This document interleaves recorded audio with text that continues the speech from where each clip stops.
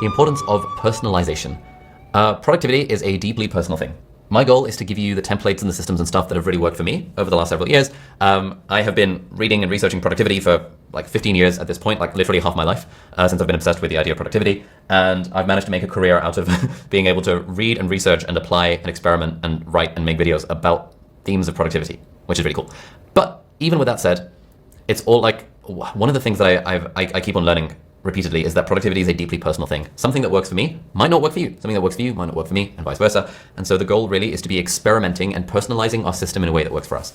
So we want to be personalizing your system to your working style. Some people are morning people, some people are night owls, some people prefer digital tools and everything is all on the same software and it's all interconnected. Some people, including me to a degree, prefer like physical note-taking tools and notebooks and journals and stuff. And got tons and tons of journals lying everywhere around me because I just love physical stuff.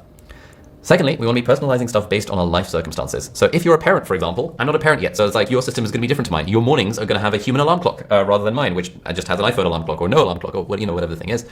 Personal values as well. Your LifeOS should reflect what matters most to you, not someone else's priorities. Hopefully, all of the exercises are trying to do is help you understand what are your own personal values so that you can actually move in a direction that matters to you rather than a direction that society tells you to move in. And finally, hopefully, as you evolve, your system should evolve with you, accommodating new habits and letting go of what no longer serves you. I found there were things that were previously part of my own productivity system, including the concept of annual goals. I've been setting annual goals for ages. And it was only recently, like last year, that I came to the realization that for me, setting annual goals just kind of sucks and doesn't really work, and I never really stuck to them anyway. But setting quarterly quests and just thinking in terms of quarters works really nicely for my business and also for my life. So as I've grown over time, I've sort of added and removed different aspects of my own system. But the idea is that you want to be taking this course as a starting template rather than a rule book. There are no rules when it comes to productivity. I'm going to be sharing principles, and yes, they're evidence-based, and yes, I've tried them out in my own life and with my team, but basically take whatever works for you, adapt what doesn't, and to build your own system.